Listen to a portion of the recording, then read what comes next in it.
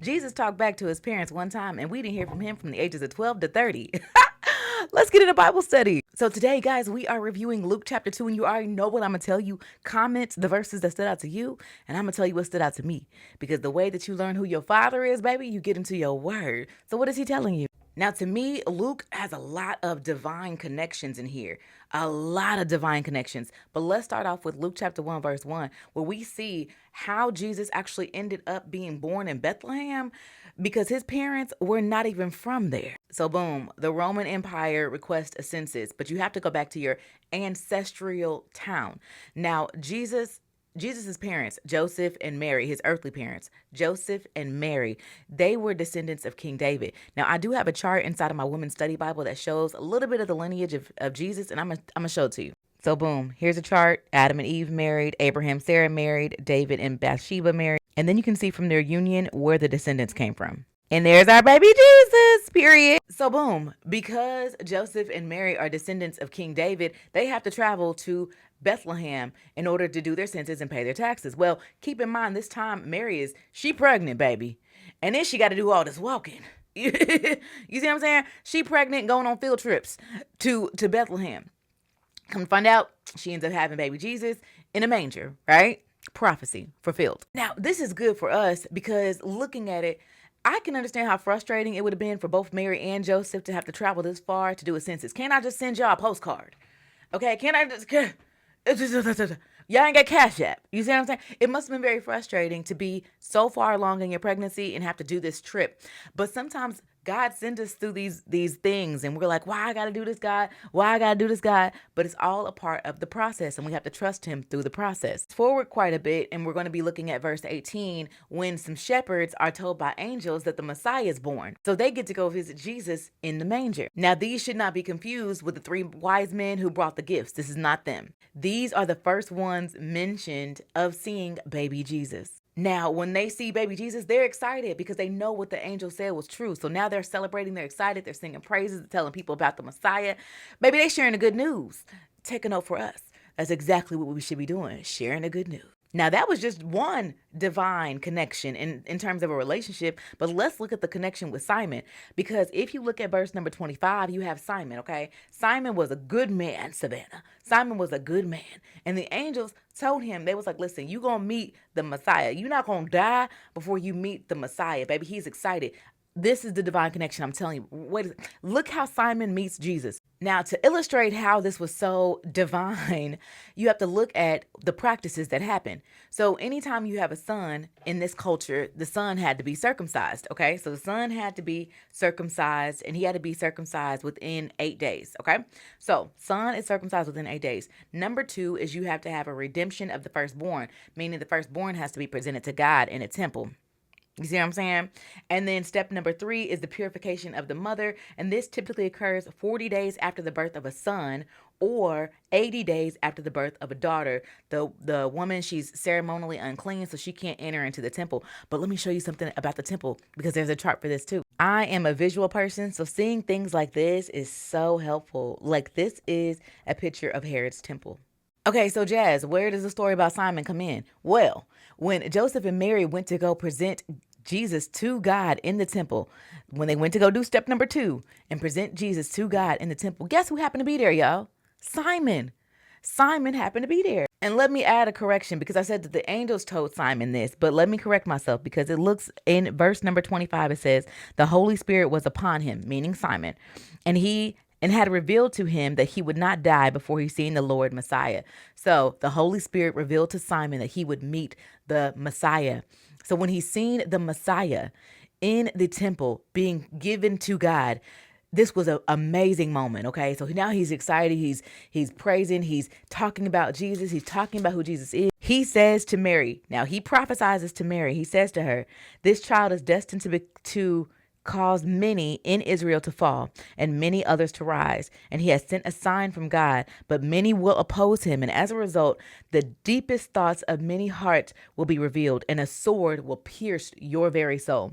Imagine as a mother hearing that. Like you're hearing in this moment that your son is going to be phenomenal, that he's going to be amazing, that he's going to invoke change, good change in a positive way. But then you're also hearing how that was going to impact you. Just imagine how that must feel for Mary. The feelings must be mixed because even reading it, it's like, okay, how do I take that? My study Bible says Mary would have grieved by the widespread rejection that her son would face. This was the first note of sorrow in Luke's gospel. Now, I thought about it this way. Simon himself was excited to even meet Jesus, baby. He was excited to even meet him. And then we have Anna. Anna, baby, she was excited to even hear about Jesus. Because guess how Anna comes in this picture? Another divine connection. So in this same temple, you have a woman whose name is Anna, and she was married to a man and he passed away. So since then, Anna had been in the church, baby, praying and worshiping. And she just so happens to overhear the conversation with Simon and Mary and Joseph. And she hears that that's the Messiah. Baby, she was even excited to hear about Jesus. Can we take note from Anna and Simon for just a moment? Because, baby, that's the spirit that we should be having. Honey, excited to even hear about Jesus. Excited to even see Jesus work in our life. Excited to even see him. Baby, we need to take note from them because they ate down. And boom, fast forward to one of my favorite stories because, baby, Jesus, when I tell you he likely tested Mary and Joseph's patience because, baby, who is you even talking to? So let's talk about Jesus being 12 years old. So boom, every year Jesus' parents would head to Jerusalem. It's a one-day walk, one day for a Passover festival. Baby, one day, honey? Excuse me, I don't even hit 10,000 steps on a regular, okay? I don't know about y'all, but one a day, baby, how many steps is that? So they attended this festival per usual, okay? And when it's time to head back home, now normally in this day and age, what would happen is children and women would walk in the front of the pack, and then you have men walking in the back. Because Jesus was 12, he was technically considered a man, so it wouldn't be uncommon for him to either be in the front or in the back. So when they're heading back from this festival, Mary and Joseph heading back, they talking, they assume that Jesus was with them. Like, you know what I'm saying? They assume that Jesus was in the back, chilling, walking with the fam bam, talking about Madden. You know what I'm saying? Like, that's what they assumed. When they got back home, they did not see Jesus. So they asking all the family members where Jesus said, nobody know where Jesus is. So they have to walk one day back to where the festival was to see if they can find Jesus. But they don't find him until 3 days later. So Jesus. You could have texted.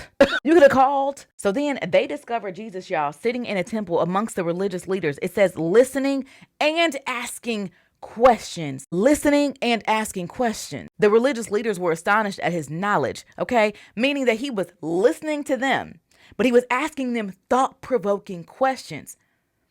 Baby Jesus, his parents didn't know what to think. So his mama was like, why did you do this to me and your daddy?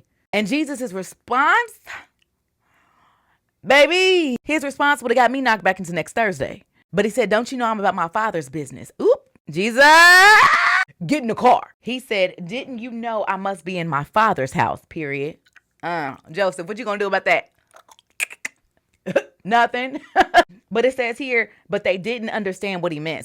So his parents didn't understand what he meant, but Jesus knew exactly where he was supposed to be. And sometimes, baby, other people around you may not understand what God is calling you to do, but as long as you know what God is calling you to do and you're doing what your father said, baby, that is the T. Now, then it clearly says, then he returned to Nazareth with them and he was obedient to them.